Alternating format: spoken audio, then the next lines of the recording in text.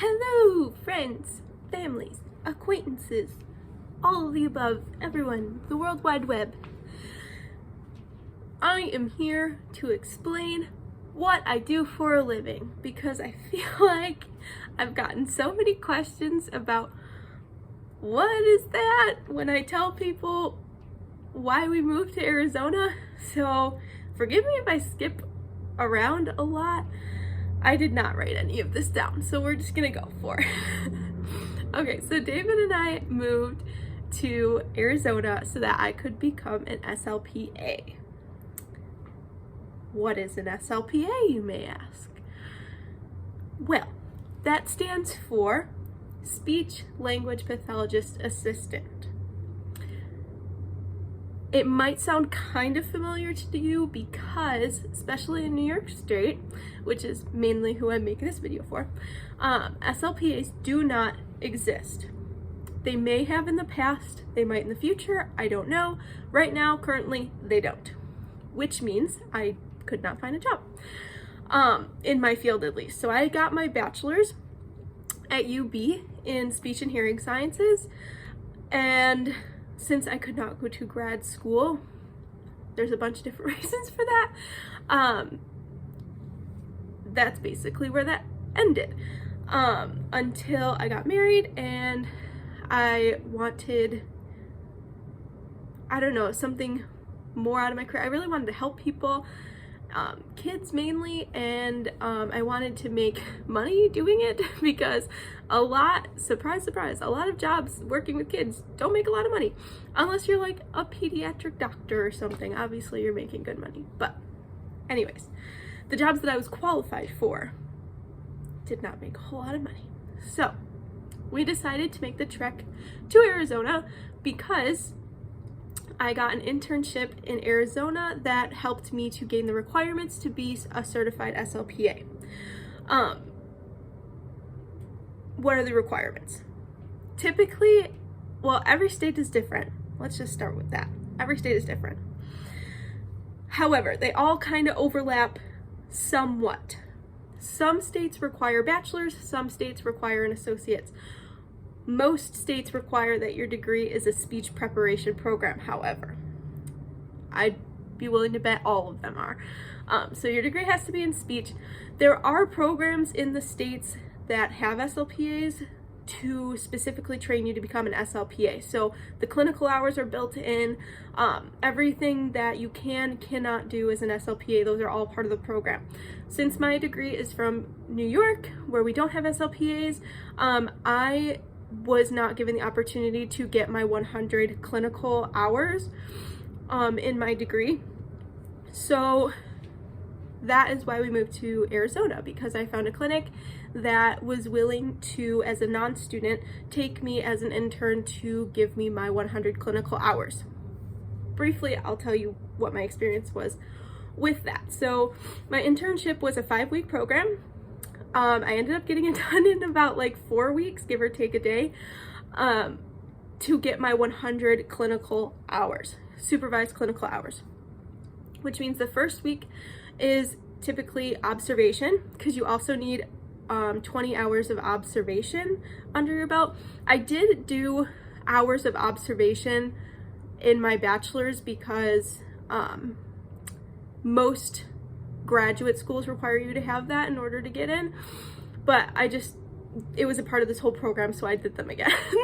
And then from then they gradually build you up from 0% caseload to having 100% caseload,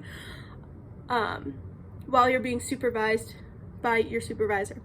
Also, the supervisor that I got so lucky, because the supervisor that I got was amazing. She is a whole lot like me, very energetic, very helpful, just totally awesome. I'm so happy that I got her as my supervisor because she was just amazing.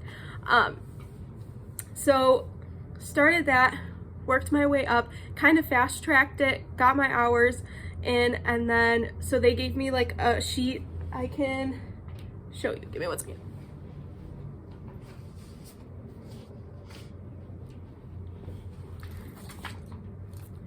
Okay, so they give me a sheet that looks like this. that just shows like, hey, these are all the clients that she saw. Obviously just like initials and stuff, HIPAA. But these are the clients that she saw. These are the hours that she got. She fulfilled the requirements. So after I got my hours, I had to submit my application, my transcripts, my proof of hours, all that kind of stuff to the state of Arizona. And 2 to 3 weeks later, I received my certificate in the mail. So I'm a certified SLPA. What does that mean? Great, Alexis, you told us it means speech language pathology assistant and how you get it. But what does that actually mean? I'm gonna tell you. So in New York State, if you are familiar with a speech language pathologist or speech therapist, a lot of people also know them as speech therapists. Some people are like sticklers on what they're called. The general public doesn't really care. So they, in New York State, are expected basically to do everything that requires everything that is required for a client to get speech therapy. I may say kiddos a lot or students or something like that because that is my main focus from where I want to take my career, but I want to emphasize that speech therapy can be given to anyone, any age. It can be severe, not severe, like mild speech. Maybe you just have a lisp, or maybe you are older and you're starting to get dementia. There's like a wide range. So I might refer to them as kiddos just because that's what my specialty, I guess, is. That's what I've mainly been focusing on. But I want to make it clear that we can work with anyone in any setting. There's let me go into that. So where do we work? We can work in school districts, we can work in clinics, we can work in hospitals, we can work in home health, like early intervention. So that would be traveling from client to client's houses to give the therapies in their living rooms. Where else? There's a lot of different places. So that's one of the things that I really liked about this path, is that you can work with any age group and there's a wide variety of places and environments that you can work in. I got my minor in education because I knew that I wanted to work with kids and I wanted to work in a school district, because when I'm a few years down the road, I start having kids. I just thought it'd be really awesome to work in a school and be on a school schedule so that I can have off when my kids have off and that kind of stuff. Just think about the future. And I love kids. So, yeah, so that's where we can work. So an SLP in New York State, or anywhere, but I'm just talking about New York State because that's all they have there. They're expected basically to do everything in the process: evaluations, referrals, documentation, therapies, reevaluations, like everything under the sun, the SLPs in New York State are expected to do. In other states, they are also expected to be able to do all of that. However, other states also utilize SLPAs, which means we kind of can take on some of the caseload off of their plate to make life a little bit easier. Not to say that they don't do therapies, because they do. But I feel like it's healthier from the SLPs that I've talked to and kind of observed. And just from my experience in New York, I think that there's a lot expected of SLPs, and yeah, they deserve $1 billion in my mind. That's just my 2 cents in that, especially ones that go above and beyond and become like CSC chairs, department chairs, that kind of stuff. I can't.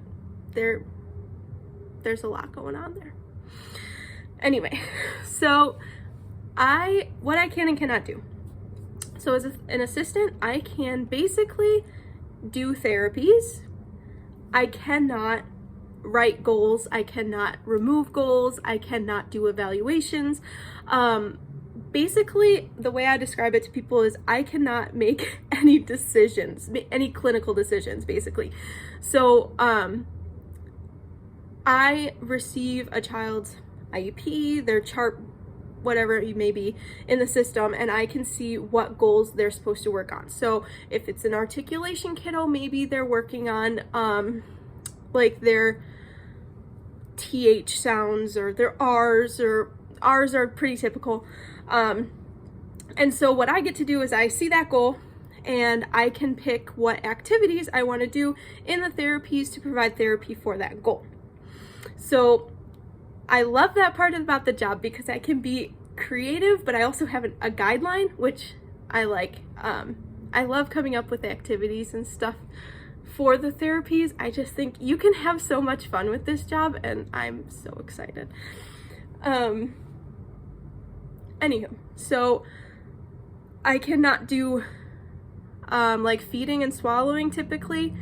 I know I'm not gonna get into that. I think there's some gray area there in some areas. There might be like an extra certification that you can get as an SLPA to do feeding.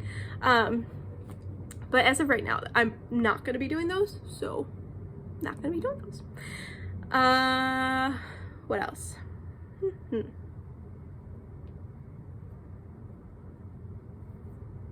That's basically it. So all of that to say is I give speech therapy to people who need it.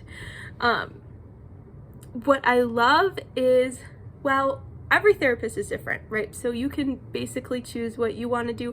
I love play-based therapy. It is the best because kids love playing. They love playing games. So the first thing I'm gonna do, / what I did in my internship, is like, let's pick a game, let's do something fun, because a lot of times kiddos are gonna be way more apt to do the work that you have for them if they know that they're gonna do something fun as well. And with this profession, we just have that flexibility to do so. If a kid is in middle school and they love playing Uno, then okay, let's grab Uno and I'm gonna have you do a card every time you're about to take your turn. That's it. And that's like, I don't know, I absolutely love it. I get to play games with kids and help them, and it's just so awesome. Oh, one more thing. On top of doing the therapies, I do the documentation for the therapy. So data collection is a big part as well. So for every session, I'm basically required to do follow-up documentation for that. So explaining what we did in the session, what goal we worked on, what how many trials we did, if I'm doing like drills, flashcards, that kind of stuff, how many times they hit the goal, and then like if I recommend that we continue working on this goal or whatever, or if they've mastered the goal, if they're doing really great and they've done it X amount of times and they've achieved mastery level, then I would write, achieved mastery level. My supervisor would look it over and then maybe they decide, okay, let's pull that goal off because they've mastered it or whatever. Every therapy, every kiddo, every session, every goal is different. So you have a couple of tricks up your sleeve, activities and that kind of stuff to that can be kind of blanketed, but in reality every kid is gonna respond differently to something. Some can sit for a mini board game of like Mousetrap or whatever, and some cannot. Some only want to play with race cards, and that's it. If they don't have race cards in front of them, they're done. Like, all right, let's bring out the race cards and let's do something. Yeah, I just really like the flexibility and the creativity aspect, and I also get to use my administrative abilities to do documentation, which is, honestly, people hate it. I did not mind doing the documentation during my internship. I kind of loved it. So, anyways, what is my position that I took? Because as I explained, there's a lot of different age groups and environments that you can work in. So the position that I took, that I just started today, today was just onboarding though, so it wasn't really like doing it. I guess my first full first day week is next week. My position is half clinic, half school-based, which I'm super excited about because it gives me experience in both for my first position, which is fantastical. So what that means is half my time I'll be working in the clinic with clinic-based clients, and then half the time I'll be working with school-based clients. There's also teletherapy in there too, so I have been told, but it's kind of a gray area, that most of my clients will be teletherapy that are in the schools, and then most of my clients that come from the clinic will be in person. So a lot of my time in person, face-to-face, will be in the clinic. There's from my experience, the clinics have like a little gym part, they have like toys and games that you can use and that kind of stuff, and then like obviously you have rooms and desks and stuff to do the therapies at. But yeah, that's my position, so it's half and half. I'm super excited to get experience in both. I think that will really broaden my I guess opportunities in the future. So this is also something to know. A lot of your speech therapists, speech therapist assistants that are in the schools are contracted. So what that means is, well, actually I'd say it's a common thing for all therapies. So like OT, PT, speech, a common thing is for them to be contracted, and that's what I am. So I'm employed by the clinic, and they basically like contract with the school to have me go into the school. So I'm not employed by the school, I'm contracted out. So my contract is right now from January to the end of July, so till August 1st. And then if I want to renew my contract for next school year, that could be an option, or once that contract ends, it's done and I can move on to something else or whatever I decide to do at the end, which I like a lot, because I know that out there are healthy work environments, there's unhealthy work environments. There's also so much of a variety and opportunity in this field. I like that I'm kind of have a set time frame where I can think, okay, this is what I like, this is what I didn't like. Do I want to continue with this and maybe negotiate for next contract for the things that I didn't like, or do I want to try to find somewhere else and try to find somewhere that has all the things that I liked, that kind of thing. So it is a contracted position. So it's hourly, an hourly salary. Some places, so that's where we get into like a whole thing, because contracts and employment for speech is like sometimes like very confusing, because like you could be there's some clinics that if a client cancels their therapy, you are still paid, they're still going to pay you if you're there, if you're scheduled from 8 to 7, you're getting that full time no matter what, no matter how many clients you see. Other clinics, which I think it's more common, is if your client cancels, you're not paid for that hour or half hour or whatever that time was supposed to be for therapies. So I'm learning a whole lot on what I'm supposed to look out for in a job opportunity in the future, and what is like common, what's normal, questions to ask, because I just didn't know. Nobody tells you like, oh, this is what a contracted position's like, this is what you should expect, this is what is like, this is something you should fight for, and this is like normal. I don't know. I knew nothing about contract positions at all in speech. So going into this, I was like, okay, this is definitely going to be a learning opportunity for me. It could turn out great, could turn out bad. I don't know. Seems like it's gonna be okay, but who knows? there could be like someone else that's been in the field for a long time could look at my contract and be like, what is this? But then someone else could, I don't know, someone could look at the contract and think, wow, this is great for you. So I don't know. I guess I just have to figure out what about it I liked and what I didn't like, and what I think is worth fighting for my next contract, wherever it may be. Yeah, I think it's just a big learning experience. yeah, the pay is really pretty good for an SLPA. Starting out, you can make, I'll just give you a range.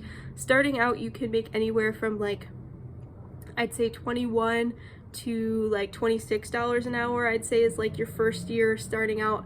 26 is like you got a really good job. There is, let me say this, for home health, they offer a whole lot more.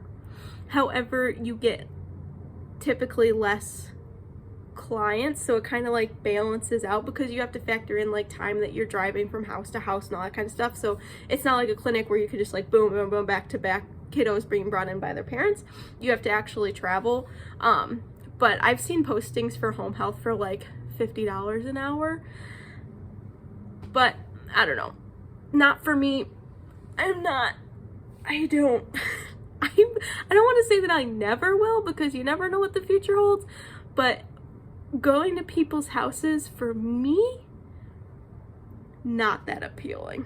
You never know what you're gonna walk into. I've heard some horror stories. Just not something that I want to deal with. I don't know. We had with Ethan, he had therapists come to the house, and like, I think we're pretty decently clean people, and like, it was fine. I think it was cool that I could like be involved with the therapies, and I think there's benefits to it. Obviously, you can get the family involved, you can get their home toys involved with the therapies, but yeah, just not worth the risk for me. I'd much rather take the lower pay at a clinic or a school or something, but that's just me. Some people love it. Some people are unfazed. That's fine. Good for you. Not for me. Yeah. So if you guys have any more questions, I think I hit everything. I think I explained it pretty well. Again, I'm just starting out. So if you're like in the biz and you see this and you're like, feel free to comment and say something, because I'm still starting out. I don't explain things all that well to people. This is why a career in teaching was not for me. I'm not the best teacher. But if you have any questions about what I do or anything speech related, once I get going, I'd be more than happy to make a video of like some activities or I don't know, like different things that I do in some of my sessions. Once I get a groove, I definitely have websites that I can tell people to, like if you have someone in your household who needs speech therapy or whatever, and you want some activities that you can do at home, I can give you some resources that us therapists use to get activities and stuff that you can kind of check out if you want some home management things. But yeah, that's about it. Thanks for watching this TED Talk. It's not a TED Talk.